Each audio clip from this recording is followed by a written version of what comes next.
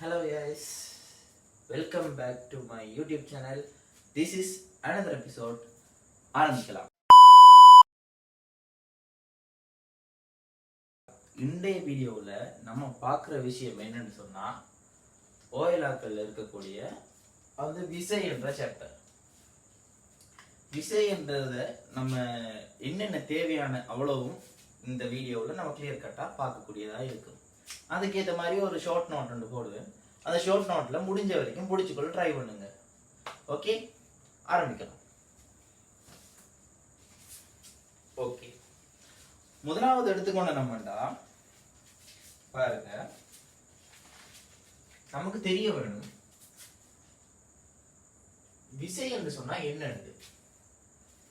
விசை என்று சொல்றது ஒரு பொருளின்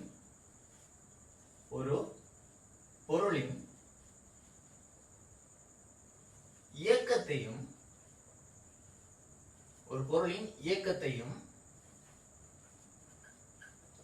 வடிவத்தையும்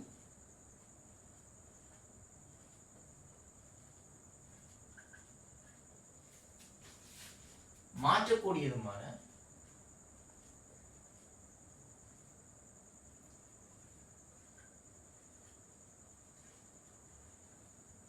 ஒரு கணியம்.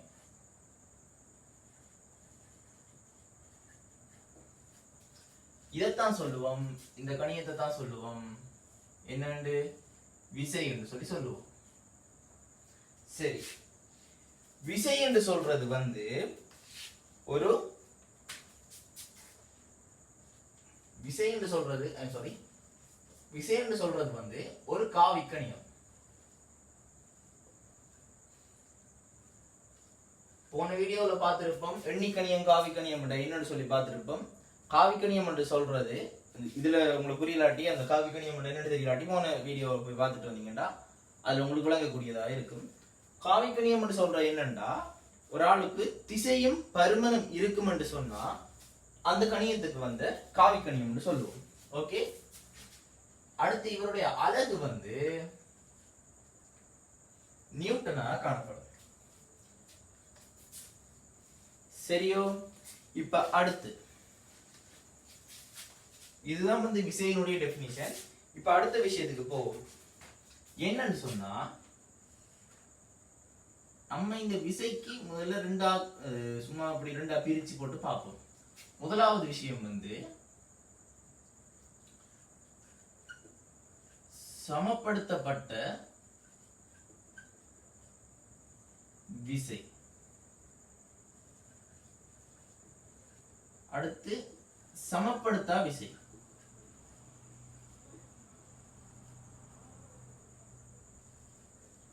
சமப்படுத்தா விசைய சமனரவு விசை என்றும் சொல்லுவாங்க. என்னண்டு சமனரவு விசை அப்படி என்றும் சொல்லுவாங்க.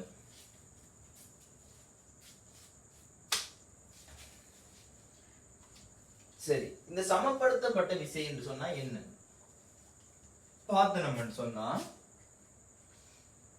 ஒரு பொருள் இருக்கு. உதாரணத்தோட உங்களுக்கு சொல்றேன். ஒரு பொருள் இருக்கு.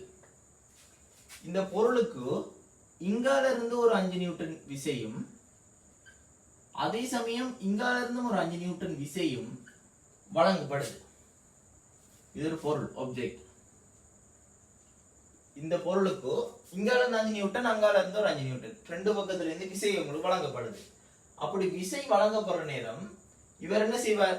இவருடைய மொத்த விளைவுள் விசை பூஜ்ஜியமாக காணப்படும். இவருடைய மொத்த விளைவுள் விசை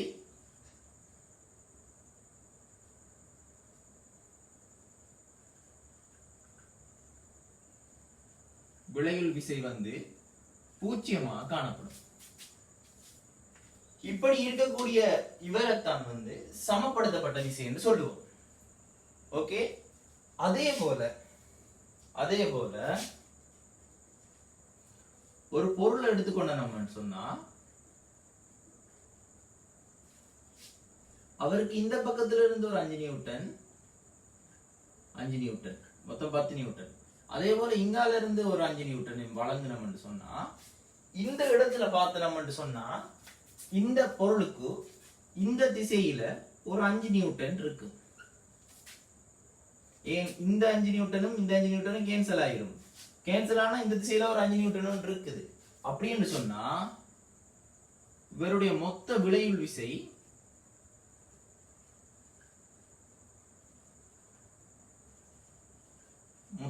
விசை வந்து 5 நியூட்டனாக காணப்படும். அப்படி இதே போல அந்த விளையுள் விசை இருக்கக்கூடிய ஆட்கள், இப்படி விளையுள் விசை இருக்கக்கூடிய ஆட்களைத்தான் சமப்படுத்தா விசை என்று சொல்லுவாங்க.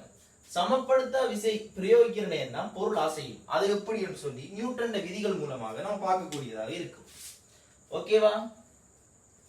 பாருங்க, இப்ப அடுத்த விஷயத்துக்கு போவோம். இது உங்களுக்கு கிளியர் ஆயிருக்கும் நம்புறேன். இப்ப அடுத்த விஷயத்துக்கு போவோம். அடுத்தது வந்து நியூட்டனின்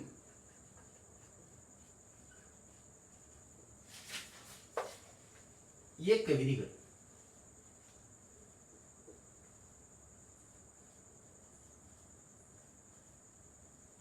நியூட்டனின் இயக்க விதிகள். நியூட்டன் இயக்க விதிகள் எடுத்துக்கொண்டோம்னா 3 விதிகள் இருக்கு. நமக்கு ஏற்கனவே தெரிஞ்சிருக்கும், இவருக்கு 3 விதிகள் இருக்கு. இதுல முதலாவது விதி என்னன்னு சொல்லி பார்ப்போம்.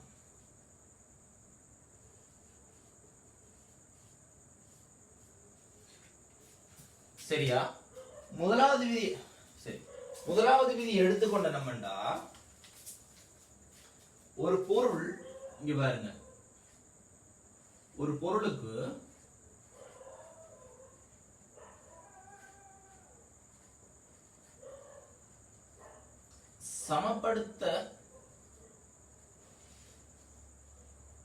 சமப்படுத்த விசை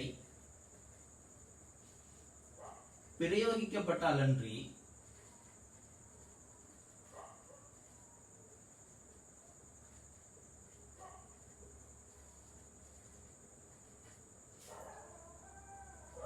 ஓய்வில் இருக்கிற பொருள் வந்து ஓய்விலேயே இருக்கும், இயங்குகின்ற பொருள் வந்து மாறாத வேகத்துடன் இயங்கும். ஓகேவா? உதாரணமா பார்த்தோம்னு சொன்னா வடிவேல் வந்து ஜோக்க சொல்லலாம். எல்லாருமா தான் சொல்றாங்க, நான் உங்களுக்கு அத சொல்ல இல்லை. இங்க பாருங்க, இப்ப உதாரணமா எடுத்துக்கொண்டீங்கன்னா, ஒரு கார்ல நீங்க போயிட்டு இருக்கீங்க. இதுதான் உங்களோட கார் வைங்க. எங்களோட ஊர்ல இப்படிதான் கார் இருக்கு. இந்த கார்ல போயிட்டு இருக்கீங்க. கார்ல போயிட்டு இருந்த நீங்க, புதுசா கார் வாங்கி போயிட்டு இருந்த நீங்க, ஒரு ஆல மரத்திலேயோ அல்லது ஒரு புளிய மரத்திலேயோ கொண்டு நச்சென்று விட்டுத்தீங்கன்னு வைங்க. அப்படி நச்சென்று விட்டுத்தீங்கன்னு சொன்னா, உள்ள இருக்கிற நீங்க வந்து என்ன செய்வீங்க? ஒரு முன்னோக்கி அப்படி ஒரு தள்ளுபடும். அப்படி ஒன்று அடிபட்டோடனே உங்களோட முன்னுக்கு ஒரு தள்ளும். இதுக்கு காரணம் வந்து என்னன்னு சொன்னா, இந்த வண்டி வந்து இயங்கி கொண்டிருக்கு. எப்படி? இந்த பூமியை இந்த பூமியை எடுத்துக்கொண்ட நம்ம பூமியில இருந்து பார்க்கணும்னு சொன்னா, இந்த வண்டி இயங்கி கொண்டிருக்கு. இந்த வண்டிக்குள்ள இருக்கிற நபர் வந்து அவரும் இந்த பூமியோட இந்த பூமியில இருந்து பார்க்கிறவர் பார்வையில இவரும் இயங்கி கொண்டுதான் இருக்கார். ஆனா இவருக்கு தோணும் வந்து வண்டிக்குள்ள இருக்கிறவருக்கு தான் இயங்காம இருக்கிற மாதிரி தான் தோணும். ஆனா பூமியில இருந்து பார்க்கிறவருக்கு, அதாவது பூமியா இங்கால இருந்து இவருக்கு, இந்த வெளியே இருந்து பார்க்காரு, இவருக்கு இவர் இயங்கி கொண்டிருக்க மாதிரி தான் தெரியும். இவர் போய் முட்டின உடனே இந்த கார் இயக்கம் வந்து நின்றும், சடுதியா நின்றும். நின்றா இவர் இயங்கி கொண்டுதான் இருந்தவர், போயிட்டு இருந்தவர், இயங்கி கொண்டுதான் இருந்தவர். ஆனா இவரை பொறுத்தவரையில் இவர் ஓய்வில் இருக்கிற மாதிரி தான் தோணும். இவர் இயங்கி கொண்டிருந்தவர் போய் முட்டித்தார். முட்டினோன்னு என்ன செய்யும்? இவர் வந்து முன்னோக்கி எறியப்படுவார். ஓகேவா? முன்னோக்கி தூக்கி வீசுற மாதிரி அவருக்கு தோணும். அது இவருக்கு. ஓகே ஓகே, இது ஒரு உதாரணமாக இது கருதி கொள்ளலாம். சரியா? சரி, இரண்டாவது விதியை பார்ப்போம்.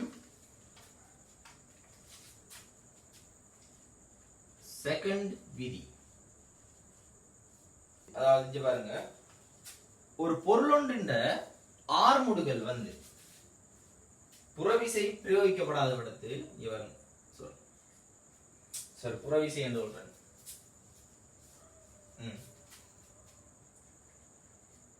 புறவிசை பிரயோகிக்கப்படாத விடத்து புறவிசை பிரயோகிக்கப்படாத விடத்து சாரி கொஞ்சம் இதை அழியிட்ட பிரயோகிக்கப்படாத விடத்து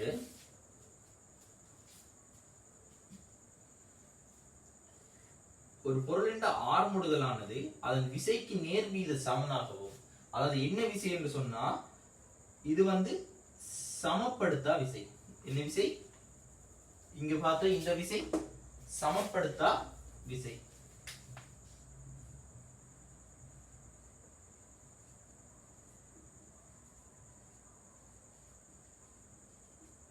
அதுக்கு நேர்வீத சமனாகவும் அந்த பொருளின் ஆர்முடுதலானது திணிவுக்கு நேர்மாறு வித சமனாகவும் காணப்படும். Okay okay 1 minute.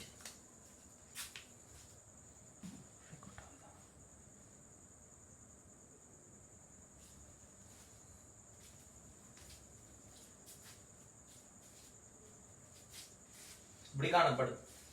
ஓகே, இவங்க நேர்வீத சமனா இருக்கக்கூடியவங்களை சமனா மாத்துறதுக்கு இவங்களுக்கு இடையிலான ஒரு தொடர்பண்டை பெறுறதுக்கு என்ன செய்யணும்டா, இங்க பாருங்க, இவர் ஏ நேர்வீத சமன் எஃப், ஏ நேர்வீத சமன் டிங்கிள் எம், இப்படித்தானே இருக்கு.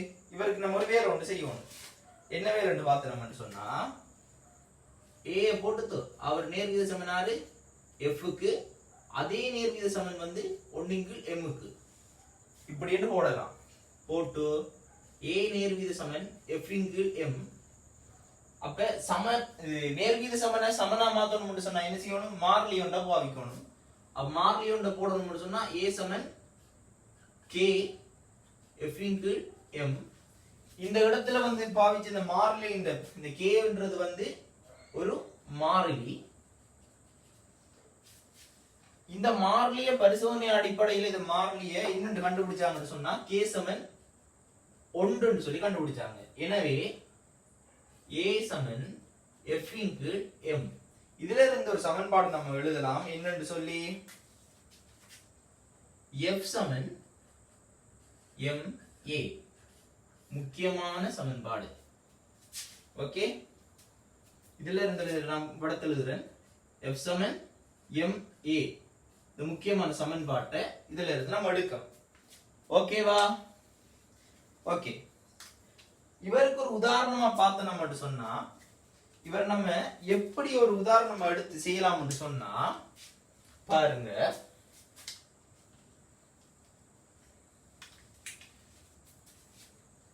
ஒரு சின்ன இது உண்டு, அந்த பொம்மை கார் இருக்குல்ல, பொம்மை கார், அதை எடுங்க. சரி, ஒரு பொம்மை கார் எடுங்க. அந்த பொம்மை கார் எடுத்து அந்த பொம்மை காருக்கு முன்னுக்கு ஒரு ரப்பர் நாடா ஒன்றை கட்டுங்க. ரப்பர் நாடான்னு சொன்னா லாஸ்டிக் நாடா, அதை இழுபடுமே, லாஸ்டிக் நாடா, அதை கட்டுங்க. அதனால ரப்பர் நாடாண்டு. அப்படி ரப்பர் நாடா ஒன்றை கட்டி என்ன செய்யுங்கன்னு சொன்னா, முதலாவது நீங்க என்ன செய்யணும் என்று சொன்னா, இந்த நாடா, இந்த காரை அப்படியே வச்சுட்டு, இந்த கார் அப்படியே வச்சுட்டு இந்த நாடாவை பிடிச்சி இழுப்பீங்க. அப்படி நல்ல நீளத்துக்கு இழுத்துட்டு, ஓரளவு நீளத்துக்கு முதல்ல இழுத்தீங்க, இழுத்துட்டு விடுறீங்க. விட்ட உடனே என்ன நடக்குதுன்னு சொன்னா, இந்த கார் அப்படியே மூவ் ஆகி உங்களோட கைக்கு கிட்ட வருது. அதே இது இந்த நல்ல அந்த நீளத்தை ரப்பர் நாடாவை நல்ல ஒரு நீளத்துக்கு பிடிச்சி இழுத்துட்டு, அப்படி நல்லா இழுத்துட்டு அப்படியே விட்டனீங்கன்னு சொன்னா, அது முதல் வந்த வேகத்தையும் விட அதுல கடைசி வேகம் மிகவும் ஃபாஸ்டா உங்களோட கை அடிக்கும். நீங்க சின்ன பிறகு அடிக்கலாம்.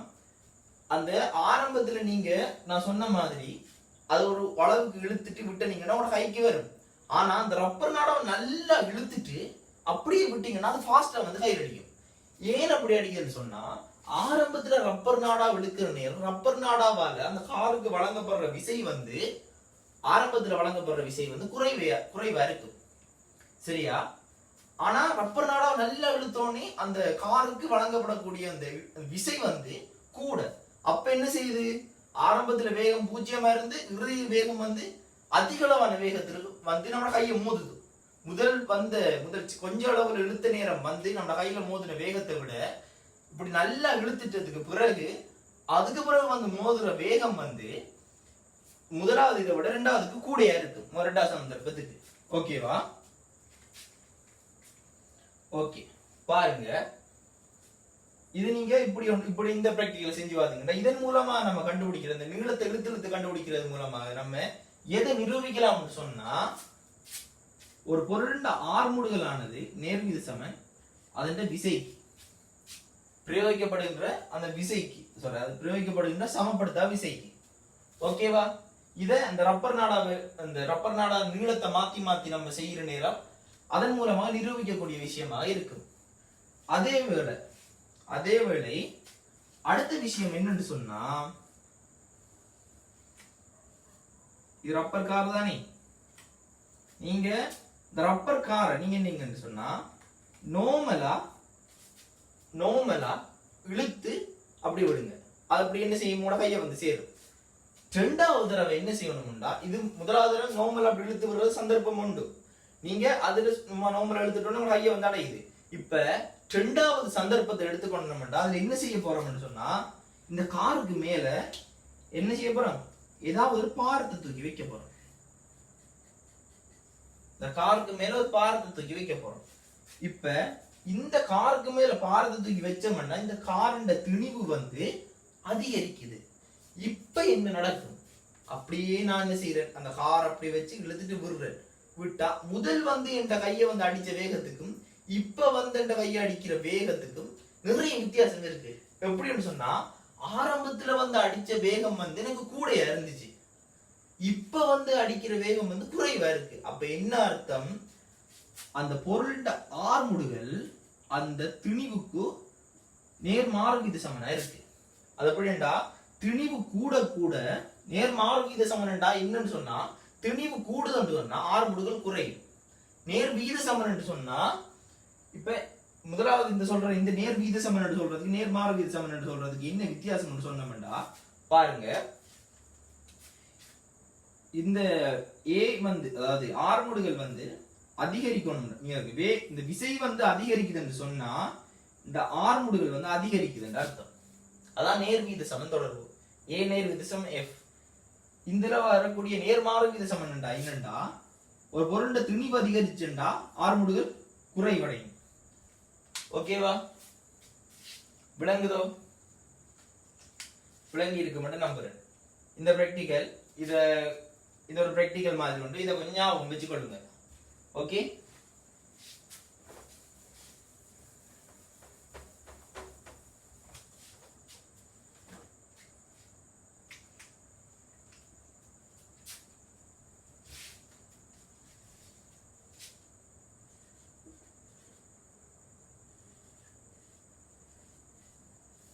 மூன்றாவது விதி. சரியா? இது ஒரு மிச்சம் ஃபேமஸான விதி. இது எல்லா இடத்துலயும் சொல்லுவாங்க. நிறைய பேர் தன் வாழ்க்கையிலையும் கலந்தடிச்சு சொல்லக்கூடிய விதிதான் வந்து இது. அது என்னன்னு சொல்லி பார்த்தோம்னா, ஒரு தாக்கத்துக்கு ஒவ்வொரு தாக்கத்துக்கும்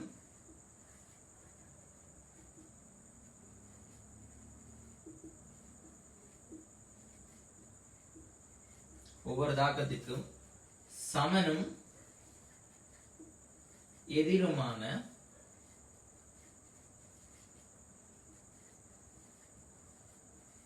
மறுதாக்கம் உண்டு.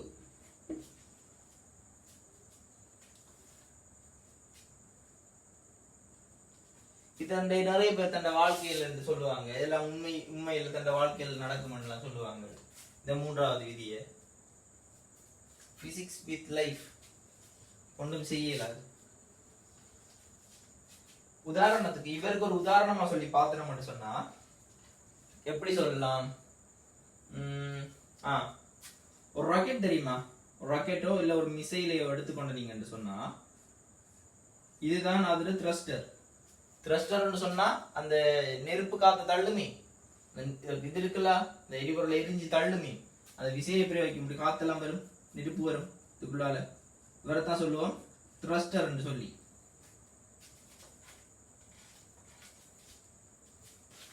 சரியா?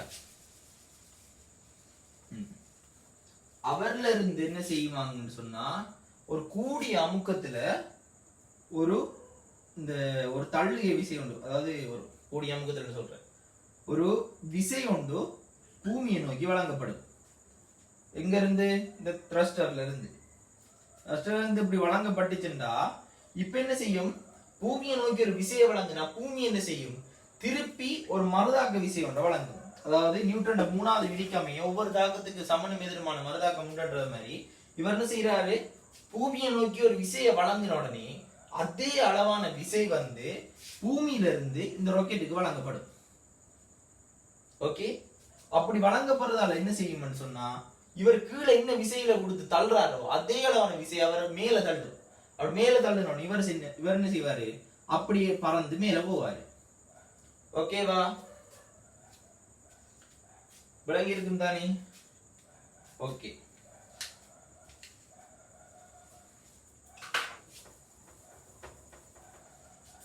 இப்ப நம்ம இதுல அடுத்து பார்க்க போற விஷயம் வந்து உங்களுக்கு இருக்கிறது வந்து உந்தம். அடுத்த விஷயம் வந்து உந்தம்.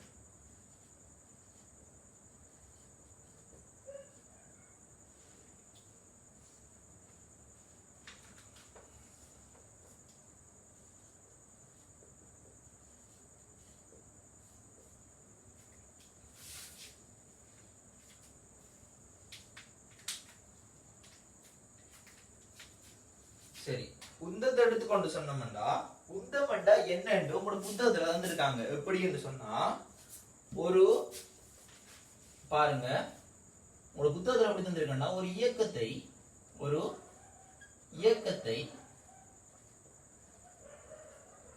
நிறுத்துவதற்கான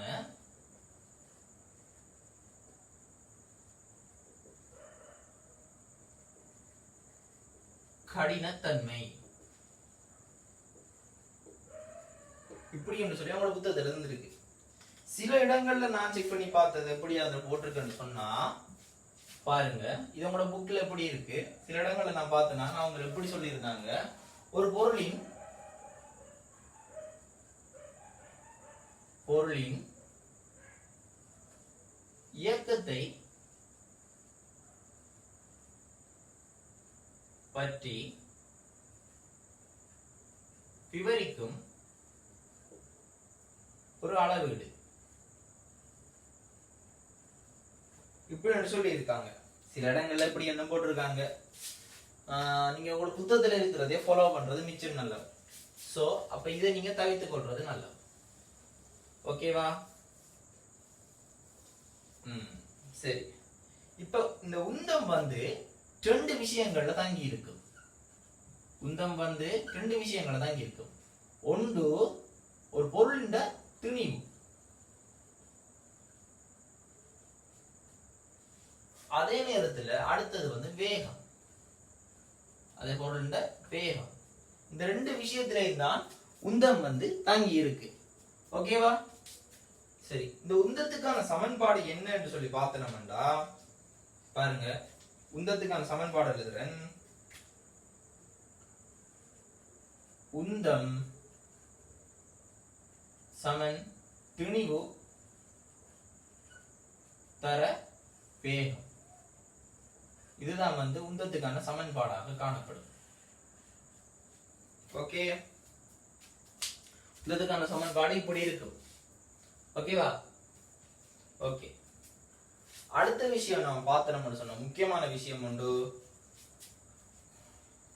இந்த உந்தத்துக்கோ இன்னத்துக்கோ பாருங்க, நான் ஒரு விஷயம் சொல்றேன். இந்த உந்தத்தை எடுத்து கொண்டு வந்தா அதை நம்ம பி என்று சொல்லுவோம். பி சமன் எம் தர வி என்று சொல்லுவோம். உந்தத்தை பி என்று சொல்லுவாங்க, திணிவு தர வேகம். சரியா? இங்க ஒரு பொருளின் திணிவு மாறாம இருந்து, இப்ப இந்த எப்படி எம்ம போட்டு, இப்ப திணிவண்டு சொல்லி எம்ம போட்டு இப்படி என்று போட்டா மாறாதுன்ற அர்த்தம். சரியா? விளங்கிக் கொள்ளுங்க. எம்மண்டு போட்டு இப்படி 2 இப்படி சதுர பிராக்கெட் போட்டா மாறாது என்று சொல்லி அர்த்தம். அதான் மாறலி என்று சொல்லி அர்த்தம். இந்த திணிவு மாறாம இருந்து வேகம் அதிகரிச்சுது என்று சொன்னா, வேகம் அதிகரிச்சுது என்று சொன்னா உந்தம் வந்து அதிகரிக்கும். அதே நேரம் வேகம் மாறாம இருந்து இந்த திணிவு அதிகரிச்சது என்று சொன்னா அதே போல உந்தம் அதிகரிக்கும். ஓகேவா? இன்னொரு விஷயம் சொல்லித்தாரன். இந்த உந்தம் மாறாம இருந்து திணிவு அதிகரிச்சது என்று சொன்னா வேகம் வந்து குறைவடையும். ஓகே, இது ஒரு முக்கியமான பாயிண்டா நினைச்சு நீங்க எல்லாரும் மார்க் பண்ணி வச்சுக்கொள்ளுங்க. சில இடங்கள்ல தேவைப்படும் இது. இதுல எனக்கு எழுதுறதுக்கு விடத்த இடம் கொஞ்சம் காணாம வரும் நான் நினைக்கிறேன். சரி, நான் விடத்துல எழுதுறேன், இந்த இடத்துல எழுதுறேன், கொஞ்சம் பார்த்துக் கொள்ளுங்க. திணிவு மாறாம இருந்து வேகம் அதிகரிச்சா உந்தம் அதிகரிக்கும். வேகம் மாறாம இருந்து திணிவு அதிகரிச்சா உந்தம் என்ன செய்யும்? அதிகரிக்கும். இப்ப உந்தம் மாறாம இருந்து திணிவு அதிகரிச்சா வேகம் குறையும். ஓகே, இதை நீங்க ஞாபகத்துல வச்சு கொள்ளக்கூடியதா இருக்கு. ஓகேவா? அடுத்து நான் உங்களுக்கு விளங்கப்படுத்தக்கூடிய விஷயம் வந்து இது முக்கியமான பாயிண்ட். அழகா மார்க் பண்ணி வச்சுக்கொள்ளுங்க, ஞாபகத்துல வச்சுக்கொள்ளுங்க, தேவைப்படலாம்.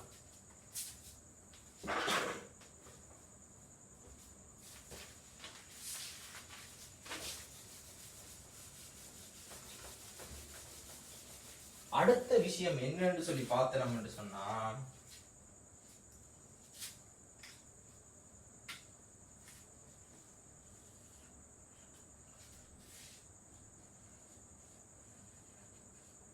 திணிவும் நிறை. உங்களோட இருக்கக்கூடிய கடைசி சாப்டர் திணிவும் நிறை. சரியா? சரி, முதல்ல நம்ம தெரிஞ்சு கொள்ள வேண்டிய விஷயம் வந்து திணிவு என்று சொன்னா என்ன? திணிவு என்று சொன்னா என்ன? திணிவு என்று சொல்றது ஒரு பொருளில் என்ன, ஒரு பொருளில் அடங்கும்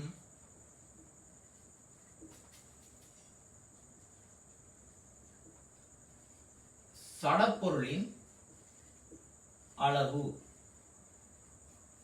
சரியா? ஒரு பொருளில் அடங்கும் சடப்பொருளின் அளவைத்தான் நம்ம திணிவென்று சொல்லுவாங்க. சரியா? அடுத்தது வந்து நிறை. இந்த திணிவை நம்ம என்னன்னு சொல்லி குறிக்கிறோம்? நாங்கள் இதை வந்து எம் என்று சொல்லி குறியீட போட்டு குறிப்போம். திணிவின் அலகு வந்து கிலோகிராம்.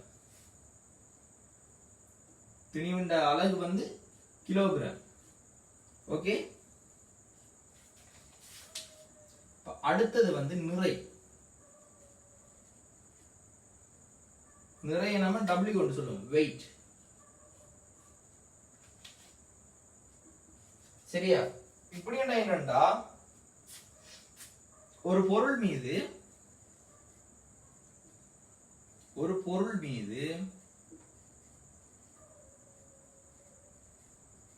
புவியினால்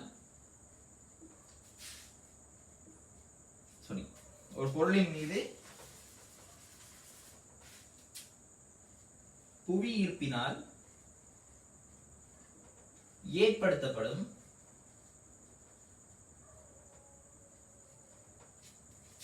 ஒரு பொருள் மீது புவியீர்ப்பினால் ஏற்படுத்தப்படும் விசை, அதுக்கு பேர் வந்து நிறை என்று சொல்லுவாங்க. சரியா? இவரோட அலகு வந்து என்னன்னு சொன்னா நியூட்டன். இவர் விசைதானே, ஆகவே இவர் அலகு வந்து நியூட்டன்.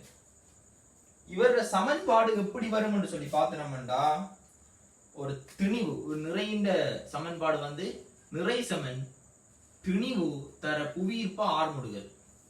இதுதான் வந்து நிறைந்த சமன்பாடாக காணப்படும். சரி, அதோட சேர்த்து இங்க பாருங்க, நான் இன்னொரு விஷயம் சொல்றேன். ஒரு கடல் மட்டத்திலிருந்து, இது கடல் மட்டம் எடுத்துக்கொள்ளுங்க, கடல் மட்டம். இந்த கடல் மட்டத்திலிருந்து உயரம் அதிகரிச்சுட்டு போகுதுன்னு வைங்க. உயரம் அதிகரிச்சுட்டு போகுது. அப்படி உயரம் அதிகரிச்சுட்டு போகுதுண்டா புவியீர்ப்பினாலான ஆர்முடுகள் வந்து கொஞ்சம் கொஞ்சமா குறைவடையும். சரியா? அப்படி குறைவடைகிறதால பாருங்க, இப்ப இங்க வச்சு இப்ப மட்டக்களப்புல வச்சு நம்ம நிறுக்கம் அதுல கிலோ வந்து ஒரு 10 கிலோ 10 நியூட்டன் சொல்லி வருதுன்னு சொன்னா, சாரி ஒரு 100 நியூட்டன் சொல்லி வருதுன்னு சொன்னா, இதே இது நீங்க ஹெட்டன்ல வச்சு நிறுக்கிற நேரமோ இல்ல ஹெட்டனை விட உயரமான ஒரு இடத்துல வச்சு நிறுக்கிற நேரமோ இப்ப அங்க எப்படி வரும்னு சொன்னா இவரை விட குறையத்தான் வரும். உதாரணமா 99.5 கிலோகிராம் 5 நியூட்டன் என்று சொல்லி வாரத்துக்கு வாய்ப்புகள் இருக்கு. ஏன் காரணம்? கடல் மட்டத்திலிருந்து உயரம் அதிகரிக்க அதிகரிக்க புவியீர்ப்பினாலான ஆர்முடுகள் வந்து குறைஞ்சு கொண்டு போகுது. ஓகே, அப்ப இந்த ஒரு நிறை இந்த ஒவ்வொரு இடத்துக்கும் இந்த நிறைய வித்தியாசம் கொஞ்சம் மாறுபடக்கூடியதாக காணப்படும். ஓகேவா? இது ஒரு சின்ன விஷயம். புவியோட ஒப்பிடக்குள்ள சந்திரன் புவியீர்ப்பு ஆர்முடுகள் வந்து 1/6 மடங்கு. சும்மா ஞாபகம் வச்சுக்கொள்ளுங்க, தேவைப்படும் 2-3 தரம் கேள்விலாண்ட மாதிரி ஞாபகம் பார்த்து கொள்ளுங்க. சரி, இந்த வீடியோல சொல்ல வேண்டிய விஷயம்லாம் சொல்லி முடிச்சிட்டேன்னு நினைக்கிறேன். விசை சம்பந்தமான பேசிக்கான விஷயங்களை உங்களுக்கு சொல்லி தந்தேன். இனி ஒரு விஷயம் ஒன்று சொல்லி தர வேண்டி இருக்கு. அது என்னன்னு சொன்னா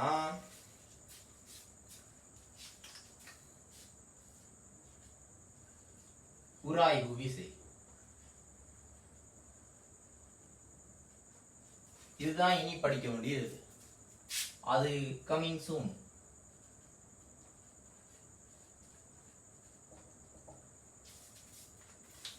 ஓகே, அவ்வளவுதான் வீடியோ. முடிஞ்ச வரைக்கும் ட்ரை பண்ணி போட்டிருக்கேன். விளங்குட்டா சொல்லுங்க, விளங்கலாட்டியும் சொல்லுங்க. ஏதாவது பிழைகள் குறைகள் இருந்துச்சுன்னு சொன்னா நீங்க கமெண்ட் செக்ஷன்ல போய் கொட்டி விட்டுட்டு போகலாம், எந்த பிரச்சனையும் இல்லை.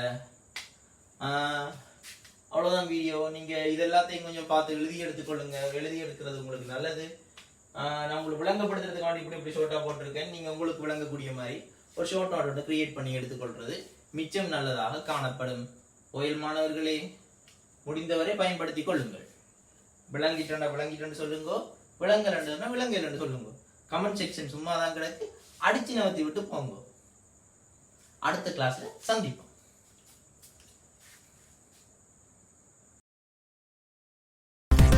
மரியேரம் மேராட்டு குட்டி மணி என்ற மேர சோப்பு பெட்டி. மரியேரம் மேராட்டு குட்டி மணி என்ற மேர சோப்பு பெட்டி. பாட்டு பட்டி வட்டப்பட்டி வெறுத நின்னா குட்டப்பட்டி. சிசிலி குட்டிர தேப்பு பெட்டி பாட்டி தளர முறுக்காம்பெட்டி. சிசிலி குட்டிர தேப்பு பெட்டி பாட்டி தளர முறுக்காம்பெட்டி. பாட்டு பட்டி வட்டப்பட்டி வெறுத நின்னா குட்டப்பட்டி. பாட்டு பட்டி வட்டப்பட்டி வெறுத நின்னா குட்டப்பட்டி. மரியேரம் மேராட்டு குட்டி மணி என்ற மேர சோப்பு பெட்டி. மரியேரம் மேராட்டு குட்டி மணி என்ற மேர சோப்பு பெட்டி.